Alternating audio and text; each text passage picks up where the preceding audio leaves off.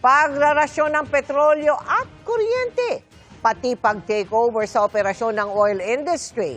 Ilan lang yan sa mga kapangyarihang nabuksan sa pagdedeklara ni Pangulong Bongbong Marcos ng State of National Energy Emergency sa bansa. Kung ano ay ibig sabihin ng mga ito sa pagtutok ni Maki Pulido.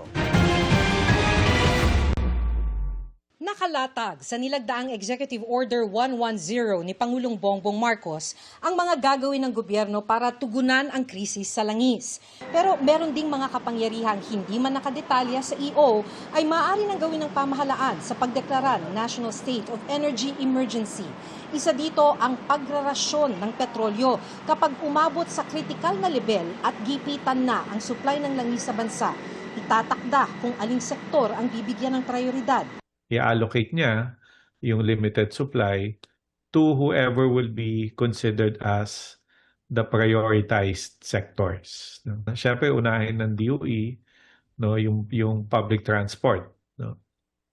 I think, pangalawa, uunahin din niya yung use ng fishermen and farmers. Maaari rin daw na ilang piling gasolinahan na lang ang papayagang magkarga ng petrolyo. Dahil sa oil deregulation law, hindi pwedeng magtakda ng price cap ang gobyerno sa presyo ng langis. Pero sabi ni Energy Secretary Sharon Garin, pag-uusapan nila ang posibleng mekanismo ng price control. So price control, kailangan yung tamang formula lang na hindi rin tayo maubusan na magsara lahat ng mga gas stations natin, oil companies. Pero isang pagbantay din, tamang-tamang formula lang para lang po hindi man sobrang mabigat po. If the prices are capped, oil companies will not be able to absorb losses and resort to business stoppage unless the government is willing to subsidize. This will result in fuel shortages, as the oil companies will not be able to procure supply replacements at much higher cost.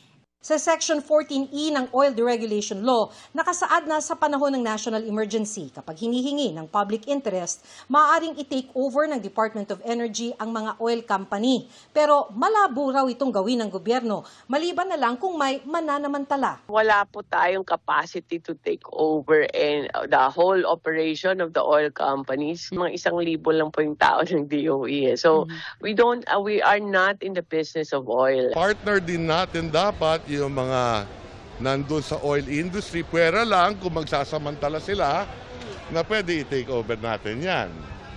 No? Pero kung hindi naman magsasamantala, okay lang. Di ba?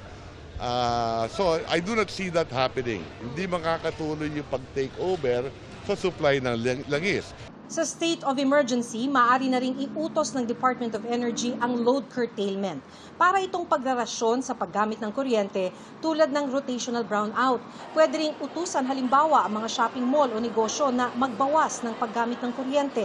Yan na yung unahin muna kung sino dapat ang somehow magkaroon ng kuryente. It happens normally when the supply is not enough to meet the demand.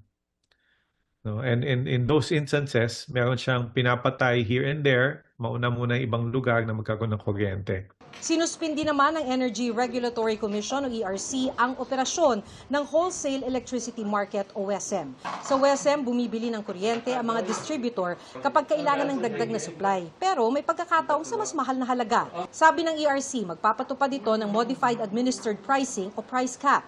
Ngayong tumaas na rin ang presyo ng coal at liquefied natural gas sa world market. Coal at liquefied natural gas kasi ang ginagamit ng mahigit 75% ng mga power plants sa bansa.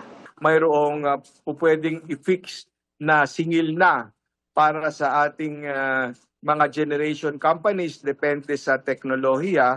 At mayroon din naman na kung halimbawa hindi sasapat yung singil na na-fix, ay mayroong mekanismo na kung saan makahihingi ng additional compensation. We ensure that they are able to recover yung kanilang reasonable costs. Sa ilalim din ng Executive Order 110, mapapabilis ang pagbili ng gobyerno ng petrolyo at iba pang kakailanganin para matiyak ang supply na kakailanganin para harapin ang krisis. Sabi ng Power for People Coalition, sana gamitin ang kapangyarihang yan para mabigyan ng solar panels ang mga nasa laylayan o mga gumagamit ng 200 kilowatt kada buwan. Malaking kabawasan na kasi sa electric bill ng mga mahihirap, mababawasan pa ang demand sa kuryente. At the very least, 50%, 30 to 50% reduction agad ng cost. Kung meron kang 500 watt system na 4 hours, right? That's 2,000 watt hours per day. Per day na tinatanggal mo sa demand. Para sa GMA Integrated News, Maki Pulido, nakatutok 24 oras.